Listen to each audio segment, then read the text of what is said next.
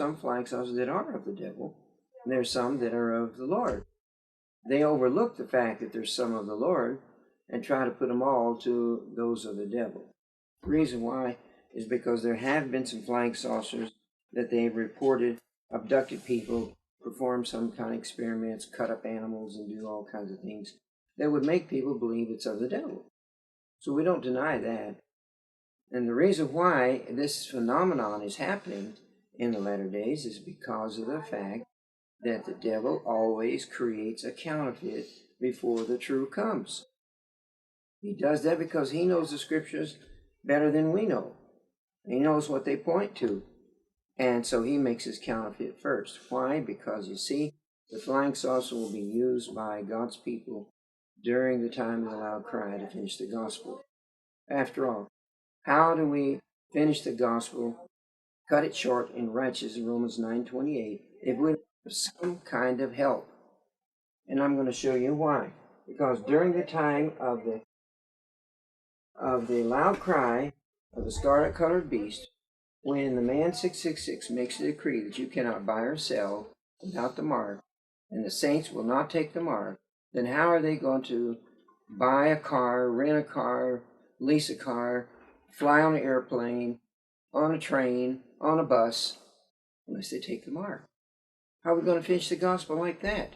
Furthermore, they travel too slow. The flying saucers are very fast, they can go anywhere. And we find that that's how God is going to finish the work, cut it short in righteousness. So we're going to take a look in the scriptures and find that there are good angels that God uses in the flying saucers, even the Lord himself. Let's go to Ezekiel chapter 1, there in verse 4. And I looked, and behold, a whirlwind came, and out of the north a great cloud and a fire enfolding itself. And the fact that it said came, you can read that in 1 track, page 10, where he says the fact that it came shows it's traveling, it's moving. And it's traveling not on the land, or the whirlwind goes through the air, the cloud goes through the air. It's definitely showing some kind of movement that's traveling through the air. When you come to verse 26, he says he saw the likeness of a throne, and he saw the appearance of a man. Now you see, this is in vision because of the fact that he didn't say he saw a throne and a man. He said he saw the appearance of it, which indicates that this is a prophecy that he saw was yet future to take place. And when we read in verse 28 of Ezekiel 1, it says there, it was the glory of the Lord. This clearly indicates that this flying saucer, this traveling vehicle, is called cherubim or cherubims or chariot. It shows that they travel a lot faster than what man travels. When you read in verse 14, well, in 13 they're called living creatures, and in 14 these living creatures ran as a flash of lightning. That certainly cannot describe the type of vehicles that man has today. Now we want to notice that these flying saucers of the Lord is described at the time of the year 1844. We're going to find that out in the book of Daniel. Turning now to Daniel chapter 7, we see that in verse 8 we have the nondescript beast, and that nondescript beast, papal Rome, because verse 7 is also Rome, but it's pagan. Pagan Rome, verse 7, papal Rome, verse 8. And Daniel didn't understand about this, and he asked the angel to tell him, and the angel answers and said, verse 25, and told about this power of verse 8. That's the one he wanted to know. If you'll notice there in verse 17, well, in 16 he goes to those who stood by, and one of them told the interpretation of these things. In verse 17 he says there are 4 great beasts and kingdoms of the world. And then in verse 19 he says, then I would know the truth of the fourth beast. Tell me about the fourth beast. Why? Well, you see, Daniel was familiar with Babylon. He was there in captivity in Babylon. He knew about Persia and Greece, which existed at that time. But he didn't know this one because it did not describe any particular thing he could equate with. And the angel of the Lord told him that he would to exist for 1260 years. We have here on the chart 538 to 1798.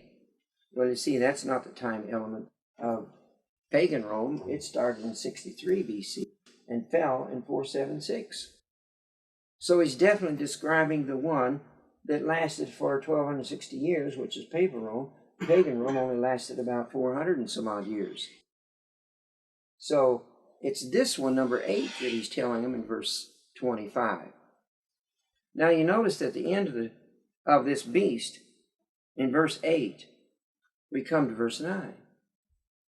There he says, I beheld till the thrones were cast down, and the Ancient of Days did sit, whose garment was white as snow, and his throne was like the fiery flame, and his wheels as burning fire. You see, the wheel shows it moves, and the fact that it travels through the air, as we found out, as a cloud, and as a whirlwind, Ezekiel 1:4. We see this is God's throne in the day of 1844, when the thrones were cast down, meaning they were set up for use, and the Ancient of Days did sit. Now that could not be in the holy apartment of the sanctuary in heaven, because according to the type of Moses' day, there was no throne in the first apartment. The throne was in the second apartment. This is telling us about the year 1844, when Jesus went in the heavenly sanctuary and the Father sat on the throne. And they went in there on their flying saucers. You notice down in verse 13, he saw one like the Son of Man came with the clouds of heaven. That is a description of something, a vehicle that travels like a cloud. Now we can read that here in Early Writings, page 54 and 55. And you notice that the title of it is The End of the 2300 Days. That's 1844.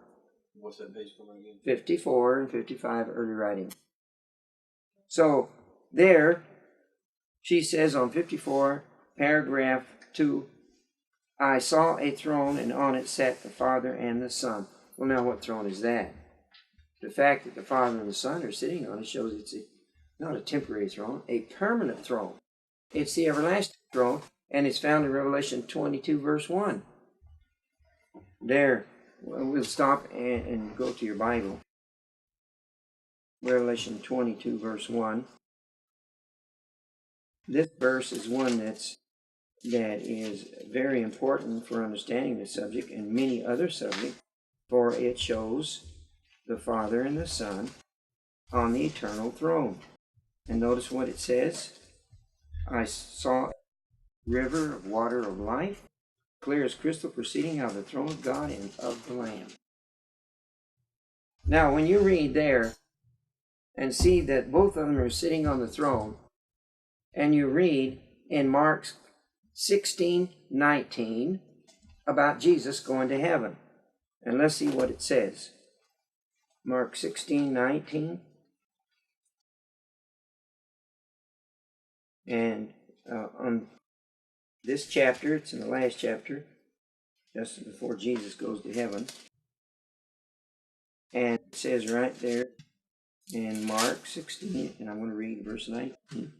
Next to the last verse in the entire book of Mark, it says, So then after the Lord had spoken unto them, he was received up into heaven and sat on the right hand of God. Now you see, he did not sit in the sanctuary because of the fact the sanctuary was not set up until 1844. We know it wasn't set up till then because it says the thrones are cast down, which means set up for use. They were not there before. When Jesus went up to heaven, it says he sat on the right hand of God. So he had to be sitting on the eternal throne, Revelation 22, verse 1. That eternal throne is a stationary one, and it's separate from the ones that travel. Now, going back here to early writings, it says, before the throne, this is page 54, in the middle of that paragraph too, before the throne I saw the Advent people, the church and the world. Now, the fact that she saw the Advent people, who started with the doctrine of the Second Advent with William Miller, and that Seventh-day Adventists continued on with that doctrine, teaching the 2300-day prophecy, then it's clear that we're talking about the event in our day. And it's already identified by the fact that it says end of the 2300 days. When we come over to page 55 into paragraph 1, I saw the Father rise from the throne. Well, what throne? We've already identified this as the eternal throne where the Father and Son are sitting. So he saw the Father rise up from the eternal throne, from which the river of water of life flows, and in a flaming chariot, that's the flaming chariot, wheels like a fire, we read in in Daniel 7, verse 9. He gets into this traveling throne, and he goes into the Holy of Holies within the veil and sits down. Well, you see, in the Holy of Holies is where there's a throne. Not in the Holy, but in the Most Holy. So he goes in there and sits down. Now let's read about that. I'll hold my place here in early writings. We're going to go to Revelation chapter 4.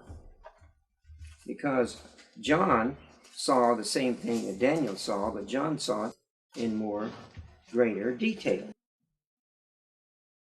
In Revelation chapter 4, John said, after this I looked, and behold, a door was opened in heaven. Now there are two doors in the sanctuary. There's a door into the holy, and there's doors in the most holy. When he saw a door, and it was opened, we have to know which door is that. And in verse 2, he said he beheld a throne. So it's very clear, since there's no throne in the holy, then that door had to be open into the most holy, where there is a throne. And there he saw the Father sitting, somebody sitting on that throne. And in verse 4, there were 24 seats. They were set up. That's the thrones that were cast down in Daniel 7:9. And in Daniel 7:10 it says, the books were opened. You notice here that in the Father's hand, in chapter 5, where he's sitting in verse 1, he that sat on the throne had a book in his hand.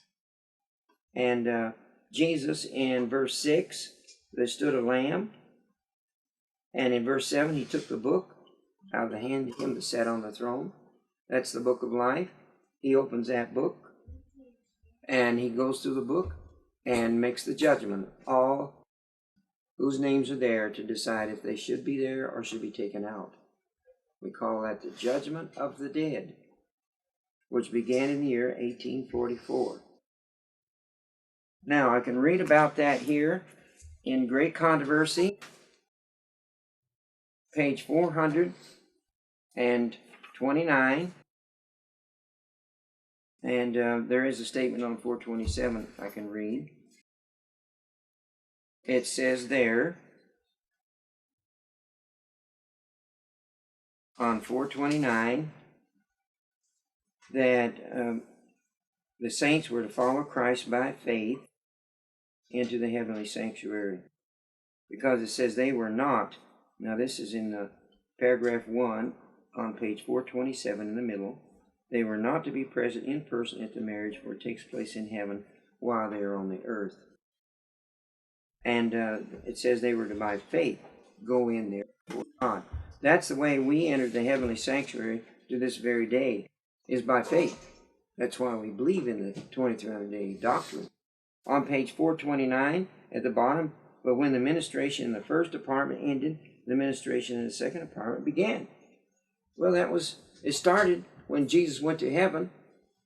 He became our high priest in Hebrews 8:1. And there, he officiated in the first apartment in 1844. officiating in the second apartment. And then at the bottom of page 429, but while it was true that that door of hope and mercy by which men had for 1800 years found access to God were closed, 1800 years shows that when Jesus went up in heaven, 1800 years from that time, clear down to our day, and add 44 years to that 1800, then you would have the time in which, well, you actually wouldn't add 44 because he didn't go to heaven until 31 AD. And then you would add 10 years to that, which would bring you at 1844. 10 years? 10 years.